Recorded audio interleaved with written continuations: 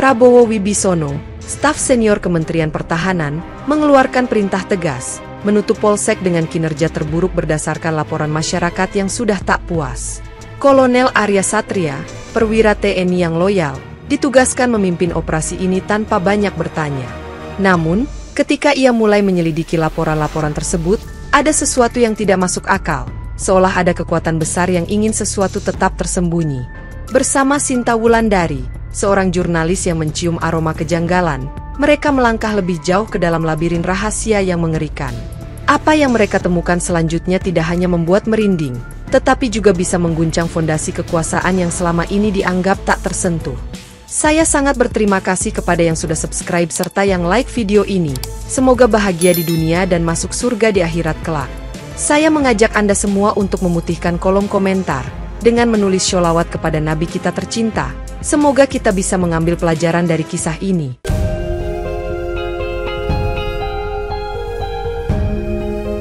Di ruang rapat Kementerian Pertahanan yang sunyi dan penuh ketegangan, Prabowo Wibisono duduk di ujung meja panjang. Wajahnya dingin saat ia menyerahkan sebuah map bersegel kepada Kolonel Arya Satria, yang berdiri tegap menunggu instruksi. "Kau tahu kenapa kau kupanggil, Kolonel?" Suara Prabowo rendah, tetapi tegas. Sementara jemarinya mengetuk pelan permukaan meja kayu mahoni yang mengkilap di bawah lampu gantung.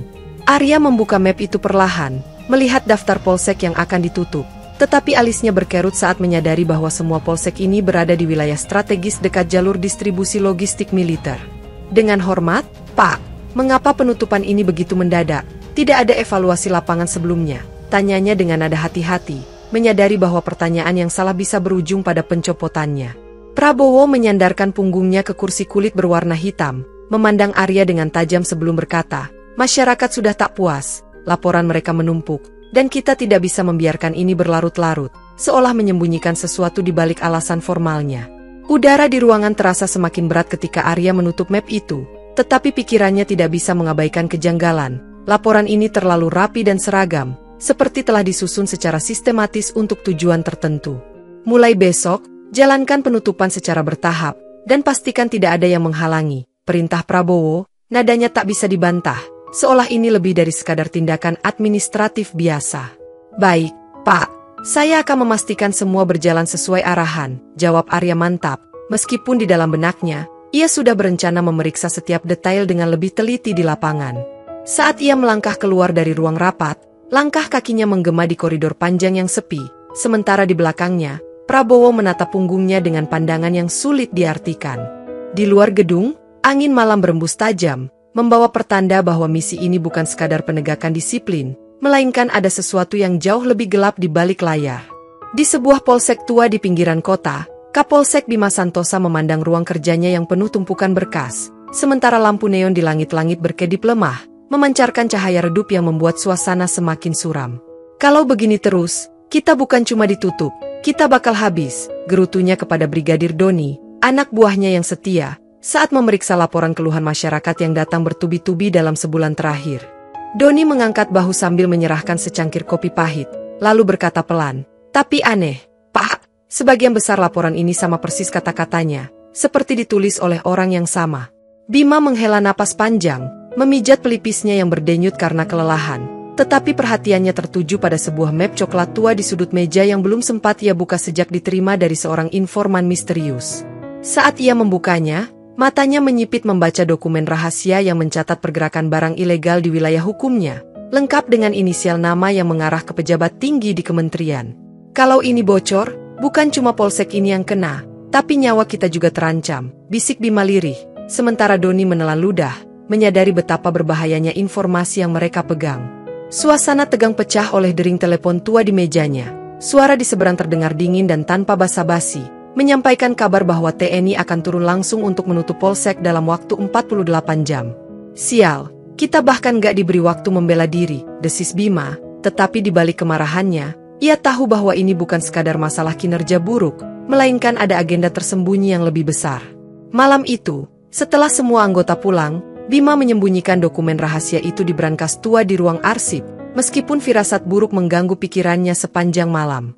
Di luar kantor, angin dingin berembus kencang, membawa suara samar-samar dari kejauhan, seolah ada sesuatu yang mengintai di balik kegelapan. Di kantor pusat TNI, Arya duduk di depan komputer di ruang arsip digital. Matanya meneliti setiap laporan masyarakat yang menjadi dasar penutupan polsek, tetapi pola yang ia temukan semakin menambah kecurigaannya. Kenapa semua laporan ini datang dari daerah yang sama dan dalam waktu yang berdekatan? Gumamnya pelan, jari-jarinya bergerak cepat di atas keyboard, mencoba menelusuri pengirim laporan-laporan tersebut. Setelah beberapa jam mencari, ia menemukan keanehan mencolok. Banyak laporan berasal dari identitas fiktif, dan beberapa di antaranya terhubung dengan perusahaan logistik yang bekerja di bawah kontrak militer. Ini bukan kebetulan, katanya pada dirinya sendiri, lalu mengunduh seluruh data sebelum sistem tiba-tiba memutus aksesnya, seolah ada seseorang yang mengawasi pergerakannya. Ketika ia keluar dari ruang arsip, seorang perwira muda menghampirinya dengan wajah cemas, membisikkan bahwa ada desas-desus di antara petinggi tentang operasi rahasia yang melibatkan beberapa polsek yang akan ditutup. "Kolonel, hati-hati, ada yang tidak beres," ujar perwira itu lirih, sebelum pergi dengan langkah terburu-buru, meninggalkan Arya dengan lebih banyak pertanyaan daripada jawaban. Malam itu, di kediamannya, Arya duduk di meja kerja kecil di kamarnya, menelaah peta wilayah yang menjadi sasaran penutupan, menyadari bahwa semua titik berdekatan dengan jalur perbatasan. "Jika aku benar, ada sesuatu yang lebih besar di balik penutupan ini," bisiknya, tetapi sebelum ia bisa berpikir lebih jauh, ponselnya bergetar menerima pesan tanpa nama, "Berhenti mencari," atau "Nyawamu taruhannya." Dengan rahangnya mengeras, Arya menatap layar ponselnya, menyadari bahwa ia sudah melangkah ke wilayah berbahaya di mana setiap kebenaran yang ia temukan bisa menjadi ancaman bagi hidupnya. Di luar jendela, bayangan samar bergerak di bawah lampu jalan yang temaram, menandakan bahwa ia tidak lagi bekerja sendirian di tengah misteri yang semakin gelap. Malam yang gelap dan lembab menyelimuti kota saat Arya memarkir mobilnya di sebuah warung kopi tua di pinggiran kota, tempat ia berjanji bertemu Kapolsek Bima secara diam-diam. Bima duduk di pojok ruangan dengan jaket lusuhnya, meminum kopi pahit sambil melirik pintu masuk. Wajahnya tegang seolah ia tahu bahwa percakapan ini bisa membahayakan nyawa mereka berdua. "Saya punya sesuatu yang harus Anda lihat," ucap Bima pelan, meletakkan sebuah map tebal di atas meja kayu yang kusam. Suaranya hampir tenggelam oleh suara hujan di luar. Sinta Wulandari duduk di meja redaksi dengan tatapan tajam ke layar laptopnya, membaca ulang pesan anonim yang baru saja ia terima, serangkaian koordinat dan sebuah catatan singkat. Cari jawabannya sebelum semuanya menghilang. Jantungnya berdegup kencang saat ia menelusuri koordinat tersebut di peta digital, menemukan bahwa lokasi itu berdekatan dengan polsek yang baru saja ditutup dengan alasan kinerja buruk.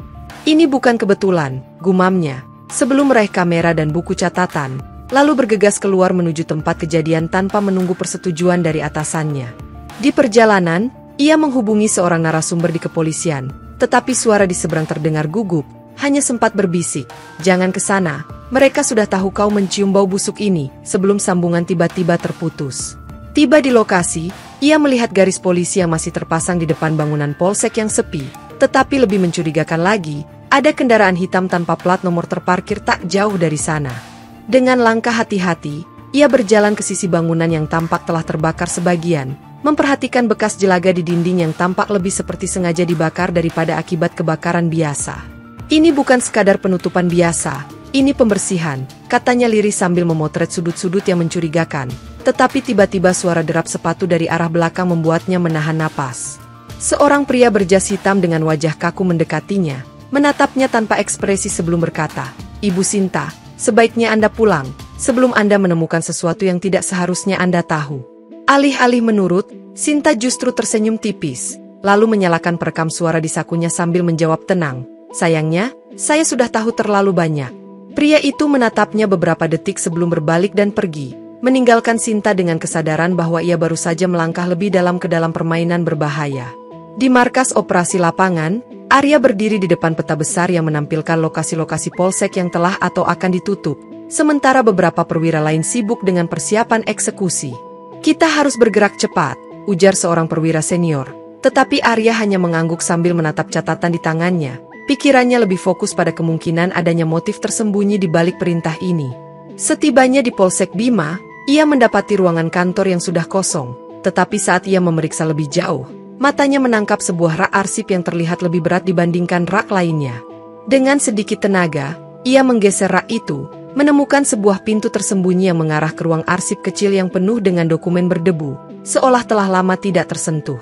Saat ia membuka satu berkas, Ia terkejut menemukan daftar transaksi senjata ilegal yang mencantumkan nama seseorang yang sangat ia kenal, seseorang yang tidak mungkin terlibat dalam bisnis kotor ini. Sebelum ia sempat mengambil lebih banyak dokumen, suara langkah cepat terdengar dari luar, diikuti dengan bau bensin yang menyengat, membuatnya sadar bahwa ada seseorang yang berusaha menghilangkan semua bukti. Sial, desisnya sambil meraih beberapa dokumen yang bisa ia bawa, tetapi api sudah mulai menjalar dari luar ruangan, menjebaknya di dalam ruangan yang semakin panas. Dengan usaha keras, ia mendobrak pintu samping, melompat keluar tepat saat kobaran api mulai melahap seluruh arsip, sementara di kejauhan, sebuah mobil melaju kencang meninggalkan lokasi. Dari sela-sela asap, ia melihat Bima berlari ke arahnya. Wajahnya penuh kepanikan saat berteriak, "Kita harus pergi sekarang, mereka tahu kita di sini." Tanpa menunggu lebih lama, Arya mengikuti Bima masuk ke dalam mobil, sementara di belakang mereka, polsek yang penuh dengan rahasia kini terbakar habis menjadi abu. Udara malam dipenuhi bau kayu terbakar dan asap tebal, sementara sirene pemadam kebakaran terdengar mendekat. Tetapi Arya tahu bahwa sudah terlambat. Semua dokumen di polsek itu pasti sudah musnah. "Kita kehilangan semua bukti," ujar Bima dengan suara putus asa. Tetapi Arya mengangkat beberapa lembar dokumen yang berhasil ia selamatkan, meskipun sebagian besar sudah hangus di tepinya. Sebelum mereka bisa menganalisis lebih jauh, suara gemuruh mobil mendekat dengan cepat, membuat Arya menarik Bima kebalik semak-semak tepat saat tembakan pertama menghantam kaca belakang mobil mereka. "Mereka datang untuk menghabisi kita," kata Arya dengan rahang mengatup, sementara Bima mengeluarkan pistolnya, bersiap jika keadaan semakin buruk. Dalam hitungan detik, 3 pria bertopeng keluar dari mobil dengan senjata di tangan, berjalan perlahan ke arah kendaraan mereka yang sudah ditinggalkan. "Kita harus pergi sekarang," bisik Bima. Tetapi sebelum mereka bisa bergerak, sebuah suara terdengar dari radio komunikasi yang masih tergantung di sabuk Arya. "Pastikan mereka tidak keluar hidup-hidup." Tanpa berpikir panjang, Arya menekan tombol sinyal darurat di jam tangannya, memberitahu timnya bahwa ia dalam keadaan bahaya, sebelum menarik Bima ke jalur alternatif menuju hutan kecil di belakang polsek. Saat mereka berlari, suara tembakan kembali terdengar, membuat cabang-cabang pohon di sekitar mereka berjatuhan, sementara napas mereka semakin memburu. "Mereka serius ingin membunuh kita," ujar Bima dengan suara terengah, tetapi Arya hanya menatap lurus ke depan, tahu bahwa mereka hanya punya satu pilihan, terus bergerak atau mati. Dengan napas tersengal, mereka terus berlari di tengah kegelapan, menyadari bahwa malam ini adalah awal dari perburuan yang lebih besar. Sinta duduk di sebuah kafe kecil dengan laptop terbuka di depannya, memutar ulang rekaman wawancara dengan warga sekitar polsek yang terbakar, mencoba mencari petunjuk yang mungkin terlewat. "Kami melihat beberapa mobil besar tanpa tanda melintas sebelum kejadian, tetapi kami tidak bisa melihat siapa di dalamnya." Suara seorang saksi terdengar dari rekaman, membuatnya semakin curiga bahwa ini bukan kebakaran biasa. Di sisi lain kota, Arya duduk di dalam mobil dengan wajah tegang, mencoba mengakses database kementerian untuk mencari catatan tentang aktivitas militer di sekitar lokasi polsek yang terbakar. Namun, setiap kali ia memasukkan kata kunci yang relevan, layar hanya menampilkan pesan, "Akses ditolak, data diklasifikasikan." "Mereka menghapus semuanya," gumamnya, menyadari bahwa seseorang di tingkat atas sedang berusaha menghilangkan jejak sebelum ada yang bisa menemukan kebenaran. Sementara itu, Bima menghilang tanpa jejak setelah mengirimkan satu pesan terakhir kepada Arya, yang hanya berisi kalimat singkat, "Hati-hati, mereka ada di mana-mana." Merasa ada yang tidak beres, Arya mencoba meneleponnya, tetapi ponsel Bima sudah tidak aktif, dan alamat rumahnya tampak kosong seperti tak pernah dihuni.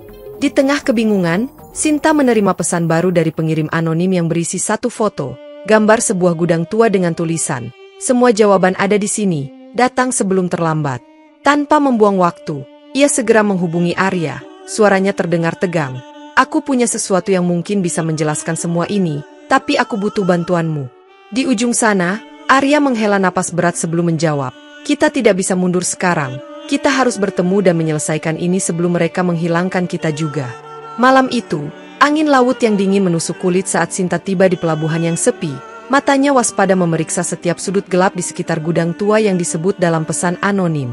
Dengan senter di tangan, ia menyusup ke dalam celah pintu yang setengah terbuka, menemukan deretan peti kayu besar yang tampak usang tetapi memiliki segel logam bercap kode militer yang tak asing di matanya. "Apa yang mereka sembunyikan di sini?" bisiknya sambil memotret peti-peti itu, tetapi langkah berat di luar gudang membuatnya buru-buru mematikan senter dan merapat ke dinding. Tak lama, Arya menyelinap masuk dengan wajah tegang, Tangannya menggenggam pistol di balik jaket, dan ia langsung membeku saat matanya menangkap logo berbentuk segitiga di salah satu peti. Ini, milik unit rahasia.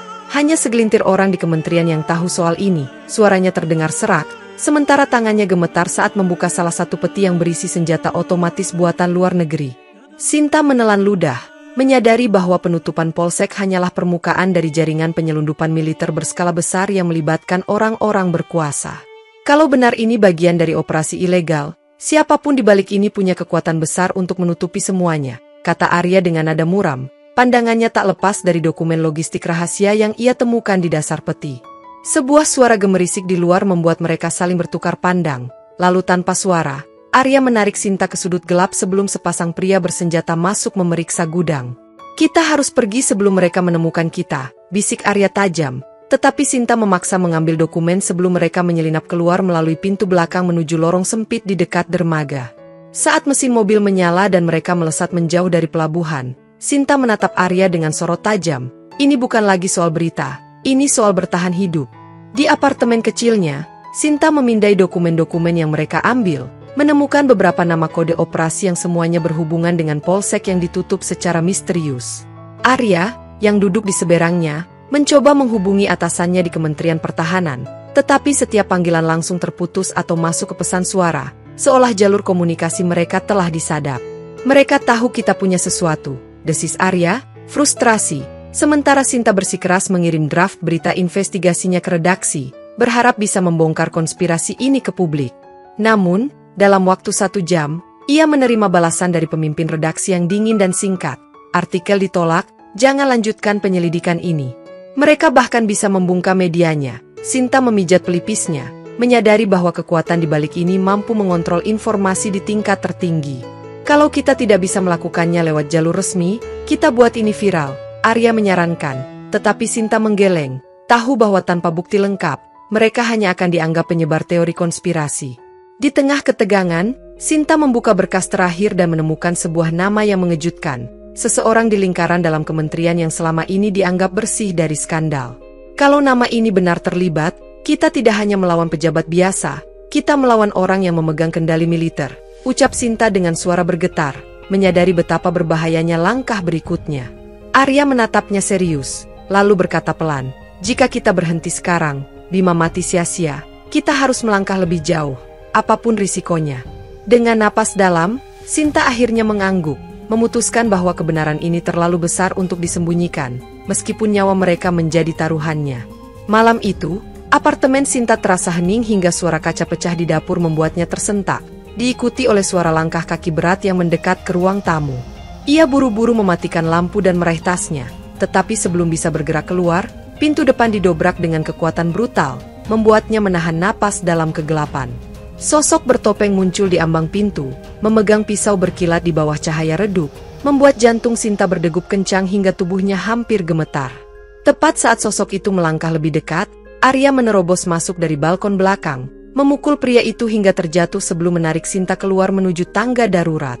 Kau tidak aman di sini lagi, katanya tegas, membawa Sinta ke sebuah villa tua di pinggiran kota yang tersembunyi di antara hutan pinus, jauh dari jangkauan musuh.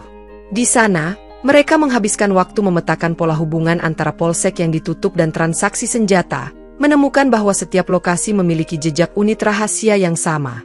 Semua ini dikendalikan dari bayangan, dan kita baru menyentuh permukaannya, kata Arya sambil menunjukkan peta yang penuh coretan koneksi antar nama dan lokasi. Namun, ketegangan meningkat ketika ia memeriksa mobilnya dan menemukan alat pelacak kecil yang disembunyikan di bawah jok, menandakan bahwa gerak-gerik mereka terus diawasi. Mereka tahu kita masih hidup, dan mereka tidak akan berhenti sampai kita diam, ujar Arya tajam, membuang alat pelacak itu ke sungai terdekat untuk mengecoh pengejar. Dengan mata membara, Sinta menambahkan, kalau begitu, kita pastikan mereka menyesal telah memburu kita. Di pagi yang kelabu, berita tentang penemuan jasad Bima di sungai menyebar luas, tetapi laporan resmi hanya menyebutkan kecelakaan, meski luka-luka di tubuhnya bercerita lain. Arya menatap foto Bima di tangannya. Rahangnya mengatup keras, memikirkan bagaimana temannya itu menjadi korban dari konspirasi yang kian menelan segalanya. Mereka menyiksanya sebelum membunuh, suaranya datar, tapi Sinta melihat kemarahan yang membara di matanya saat ia berbicara. Di sela kesedihannya, Sinta memutuskan untuk mempublikasikan sebagian data di blog anonim sebagai peringatan kepada publik bahwa ada sesuatu yang disembunyikan dari mereka. Artikel itu langsung viral, memancing perhatian masyarakat sekaligus meningkatkan tekanan kepada pihak kementerian yang mulai panik dengan bocornya informasi.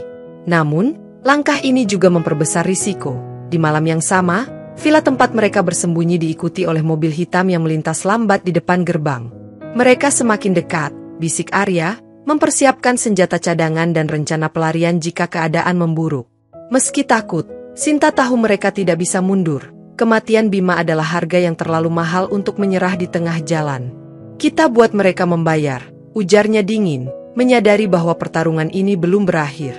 Di kejauhan, lampu mobil kembali menyala, tanda bahwa bayang-bayang kegelapan masih mengintai, dan bahaya baru saja dimulai. Di ruang kerjanya yang megah dan beraroma kayu mahoni, Prabowo duduk dengan tenang di balik meja besar. Tatapannya tajam menusuk saat Arya masuk dengan langkah tegas.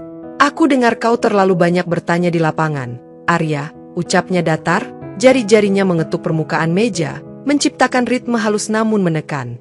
Arya berdiri tegak di hadapannya, mencoba menyembunyikan kegelisahan saat Prabowo melanjutkan, "Ada hal-hal yang lebih baik dibiarkan tidak tersentuh, demi stabilitas." "Dengan hormat, Pak, saya hanya menjalankan tugas," jawab Arya, meskipun ia tahu pernyataannya tak cukup membendung kecurigaan yang kini menggantung di udara. Prabowo tersenyum tipis, tetapi nada suaranya berubah dingin. "Tugas, hati-hati, nak, ada batas yang, jika kau lewati, tidak ada jalan untuk kembali," ujarnya, seolah memberikan peringatan halus yang syarat makna. Saat Arya berbalik untuk pergi, ia merasakan tatapan berat yang mengikutinya, seakan Prabowo sudah tahu sejauh mana ia dan Sinta menyelidiki konspirasi ini. Begitu keluar dari gedung kementerian, angin sore yang dingin terasa menusuk, tetapi sesuatu yang lain membuat bulu kuduknya meremang. Seorang pria di seberang jalan mengangkat kamera dan memotret pertemuannya. Arya berpura-pura tidak melihatnya, tapi di dalam benaknya, ia sadar bahwa langkah mereka kini diawasi lebih ketat daripada sebelumnya. Dengan hati-hati, ia menghubungi Sinta melalui jalur aman, memastikan bahwa mereka tetap bergerak sebelum musuh mengambil langkah berikutnya. "Kita kehabisan waktu," gumam Arya saat mobilnya melaju meninggalkan gedung, menyadari bahwa pertarungan ini belum mendekati akhir, bahkan baru saja dimulai. Malam itu, di villa persembunyian mereka, Sinta memeriksa ulang dokumen-dokumen sementara Arya berjaga di dekat jendela, hingga suara ketukan pelan di pintu depan membekukan keduanya seketika. Dengan waspada, Arya membuka pintu dan menemukan amplop coklat kusam di lantai tanpa jejak pengantar. Hanya coretan kecil bertuliskan, "Dengarkan baik-baik." Sinta segera memutar rekaman dari dalam amplop. Suara serak seorang pria terdengar jelas, menyebutkan perintah langsung dari petinggi kementerian untuk mengamankan saksi sebelum mereka berbicara.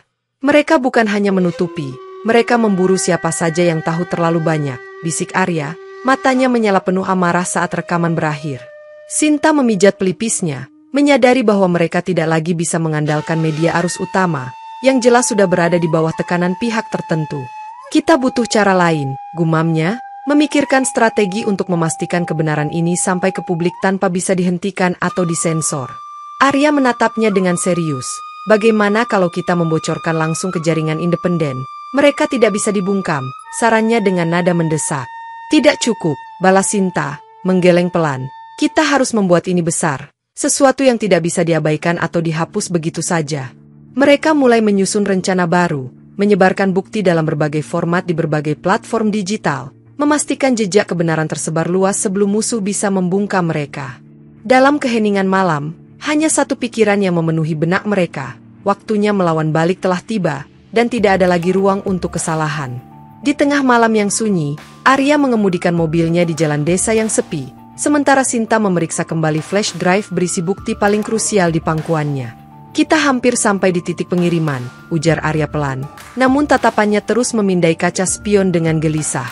Tiba-tiba, sepasang lampu depan menyala di kejauhan, dan sebuah mobil hitam laju cepat dari belakang, mendekati mereka dengan kecepatan mencurigakan.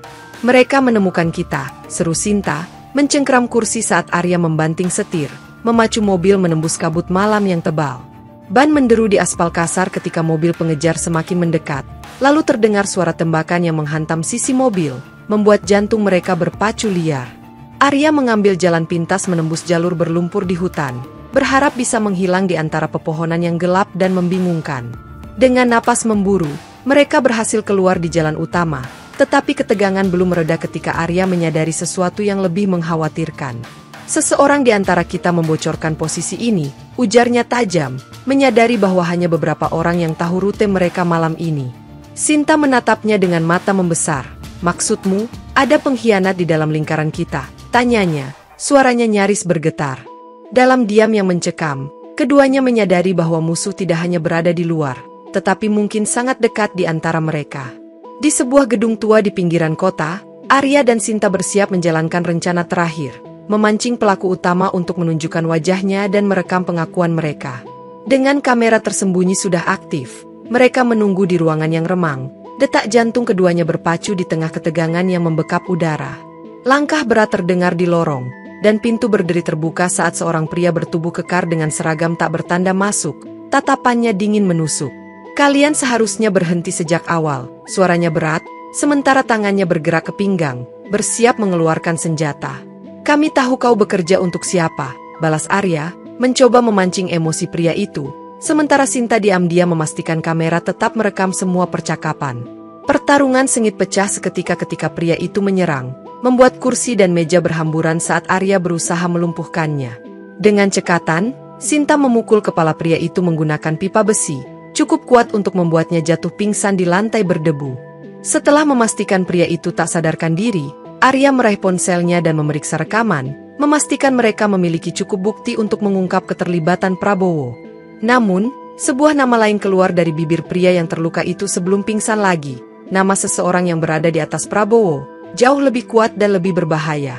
Jika nama ini benar, maka kita baru menyentuh puncak gunung es, ucap Arya pelan, menyadari bahwa musuh terbesar mereka baru saja menunjukkan bayangannya. Di kamar persembunyian yang remang, suara kipas angin tua berderit pelan sementara Sinta memutar ulang rekaman pengakuan dari pria yang mereka lumpuhkan di gedung tua. Inisial, S. Siapa lagi kalau bukan Suryatma, gumam Arya, matanya tajam menelusuri layar laptop yang menampilkan dokumen-dokumen hasil peretasan jaringan internal kementerian. Sinta, dengan jemarinya lincah di atas keyboard, menemukan transfer dana besar menuju perusahaan cangkang di Seychelles, yang tercatat atas nama S. Corp, nama yang terlalu samar untuk kebetulan. Perusahaan ini hanya fasad, katanya, menghela napas dalam, dan lihat ini, ada aliran dana kembali ke rekening milik Suryatma di Zurich. Arya menyandarkan punggungnya di kursi, kepalanya berdenyut memikirkan seberapa dalam jaringan ini merambah hingga luar negeri. Kalau dana ini untuk membiayai operasi ilegal, berarti mereka bermain di level internasional. Tiba-tiba, ponsel Sinta bergetar menerima pesan tanpa nama, berhenti sekarang, atau kalian akan menghilang seperti yang lain. Mereka tahu kita mengorek terlalu dalam, bisik Sinta, suaranya nyaris bergetar meskipun tekad di matanya tetap menyala. Arya meraih jaketnya, menatap Sinta penuh keyakinan, kalau kita menyerah sekarang, semua korban yang mereka bungkam akan sia-sia. Dengan hati-hati, mereka menyusun rencana untuk melacak lebih jauh dana dari Seychelles ke individu di kementerian, berharap menemukan hubungan langsung ke otak di balik operasi ini. Di luar, malam semakin pekat, namun di dalam ruangan kecil itu, kebenaran yang mereka genggam mulai menguak bayangan yang selama ini tersembunyi. Di tengah dinginnya malam, Arya menyelinap ke markas Kementerian Pertahanan melalui pintu servis, mengandalkan kartu akses curian yang diberikan oleh kontak rahasia mereka. Kau punya waktu 15 menit, suara Sinta terdengar di AirPH, menjaga jalur komunikasi tetap terbuka saat Arya menyusuri koridor gelap menuju ruang rapat tingkat tinggi. Berjongkok di balik lemari besi, Arya mengaktifkan perekam mini di balik kerah jaketnya tepat saat pintu ruang rapat terbuka, memperlihatkan sosok Prabowo yang tengah berbicara serius. Kita harus bersih, suara Prabowo terdengar tajam. Suryatma, aku tidak mau ada jejak yang bisa dihubungkan kembali ke kementerian. Suara berat seorang pria lain menyusul, dingin dan tegas. Dana sudah disalurkan, tim di lapangan akan menangani siapa saja yang terlalu dekat. Arya menahan napas, menyadari bahwa pria itu tak lain adalah Suryatma, orang yang selama ini dianggap sudah pensiun, ternyata masih mengendalikan bayang-bayang kekuasaan. Ketika mereka mulai membahas target berikutnya, Arya memutuskan untuk pergi sebelum ketahuan, namun alarm keamanan tiba-tiba meraung, memecah keheningan. Mereka tahu kau di sana, suara Sinta menegang di telinganya, memaksa Arya berlari menuju pintu keluar darurat di ujung lorong. Di luar, Sinta menyalakan alarm mobil untuk mengalihkan perhatian penjaga, memberinya cukup waktu untuk melarikan diri ke tempat aman. Dengan napas terengah, Arya masuk ke mobil, menyerahkan perekam ke Sinta sambil berkata, "Kita punya nama, bukti, dan motif. Mereka tidak bisa lari lagi." Namun jauh di dalam hatinya, ia tahu bahwa semakin dekat mereka ke kebenaran, semakin besar bahaya yang mengintai di tiap langkah mereka. Di sebuah rumah aman di pinggiran kota, Arya dan Sinta duduk berhadapan dengan seorang pria parubaya berwajah dingin, seorang mantan intelijen yang kini memilih membelot dari sistem. "Suryatma memimpin proyek ini sejak 1 dekade lalu," ujarnya, menyodorkan berkas usang berisi foto, rekaman, dan dokumen yang menghubungkan Suryatma ke milisi bayangan di perbatasan. Sinta membalik halaman demi halaman, matanya membelalak saat menemukan bukti bahwa Suryatma menggunakan penyelundupan senjata untuk membiayai operasi rahasia di luar negeri. "Jika kita mempublikasikan ini melalui media biasa, mereka akan membungkam kita sebelum cerita ini sampai ke publik," Arya berkata, nada suaranya syarat kekhawatiran. "Kita siarkan langsung," balas Sinta tegas, pikirannya bergerak cepat, di berbagai platform secara simultan. Mereka tidak akan bisa menghentikan semuanya sekaligus. Dengan persiapan matang, mereka membangun jaringan aman untuk menyiarkan bukti di dunia maya, memastikan setiap dokumen, rekaman suara, dan video tersebar luas. Pada malam yang menentukan, Arya memulai siaran langsung. Suaranya tegas mengungkap nama Suryatma, Prabowo, dan jaringan kriminal yang mereka bangun. Ribuan penonton memadati siaran tersebut, membanjiri komentar dengan rasa kaget dan kemarahan, menuntut penyelidikan segera. Namun di tempat lain, Prabowo menatap layar dengan ekspresi dingin, sebelum memberikan perintah terakhir, "Pastikan mereka tidak bicara lagi, selamanya." Arya dan Sinta menyadari bahwa meskipun kebenaran mulai terungkap, mereka kini menjadi target utama yang harus dibungkam oleh kekuatan di balik layar. Dalam keheningan setelah siaran, hanya ada satu pertanyaan yang tersisa di benak mereka. Berapa harga yang harus dibayar untuk membawa keadilan ke permukaan? Di gudang tua di tepi kota, suara gemuruh hujan menghantam atap seng saat Arya dan Sinta memeriksa peralatan mereka, bersiap menghadapi apapun yang akan datang.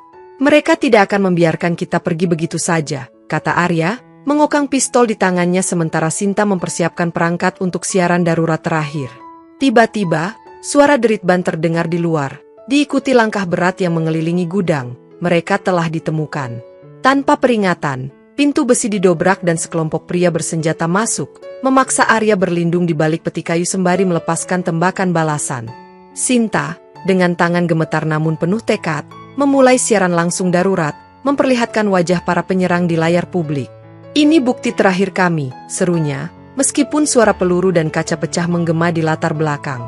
Dengan gerakan cepat, Arya melumpuhkan 2 penyerang terakhir sebelum menarik Sinta keluar tepat saat gudang mulai terbakar akibat ledakan kecil.